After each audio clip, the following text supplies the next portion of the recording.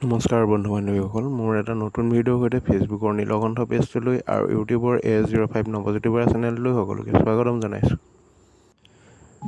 আজি মই ভিডিঅ'টো প্ৰস্তুত কৰিছোঁ জীৱনৰ সংজ্ঞা বিচাৰি। প্ৰকৃততে জীৱন মানেনো কি?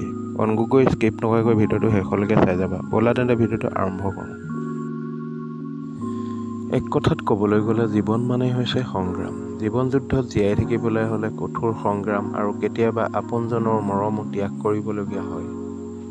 আপুনি জানেনে, ছাতিয়ে বৰষুণ ৰখাব নোৱাৰে, কিন্তু বৰষুণত থিয় কৰাৰ সাহস দিয়ে। ঠিক সেইদৰে আত্মবিশ্বাসে সফল হোৱাটো নিশ্চিত নকৰে, কিন্তু জীৱন যুঁজত জীয়াই থকাত প্ৰেৰণা দিয়ে। সেইদৰে আপুনি একোকে নকওক, ভাল কাম কৰক, সেয়ে আপোনাৰ পৰিচয়। যাৰ নীতি ভাল তেওঁ সদায় উন্নতি হয়। মনত ৰাখিব, মই ভাল সেইটো কেৱল আত্মবিশ্বাস, কিন্তু কেৱল মইহে ভাল সেইটো কিন্তু অহংকাৰ। মানুহে কয় ভাল কাম কৰক, কিন্তু মানুহে এইটো কেতিয়াও নিবিচাৰে যে তেওঁতকৈ ভাল কৰক। সঁচাকৈ জীৱনত খালী পেটে আৰু খালী চেপে যিমান শিকায় সেয়া হয়তো কোনো বিশ্ববিদ্যালয়ে শিকাব নোৱাৰে। পৃথিৱীত জীৱৰ ভিতৰত কেৱল মানুহেই টকা উপাৰ্জন কৰে, কিন্তু কোনো জীৱ ভোকত নমৰে আৰু মানুহৰো পেট নভৰে।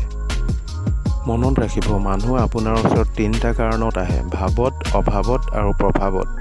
ভাৱত যদি আহে তেওঁক মৰম কৰক, অভাৱত যদি আহে তেওঁক আপুনি সহায় কৰক, আৰু যদি প্ৰভাৱত আহে তেতিয়া আপুনি সুখী হওক যে আপোনাক ভগৱানে ইমান শক্তি দিছে। আশা কৰোঁ আজি ভিডিঅ'টো চাই নিশ্চয় সকলোৰে ভাল লাগিল। ভিডিঅ'টো চাই যদি ভাল লাগিল লাইক এটা দিবা, ভিডিঅ' বনোৱা উৎসাহ যোগাবলৈ মোৰ চেনেলটো ছাবস্ক্ৰাইব কৰি ল'বা।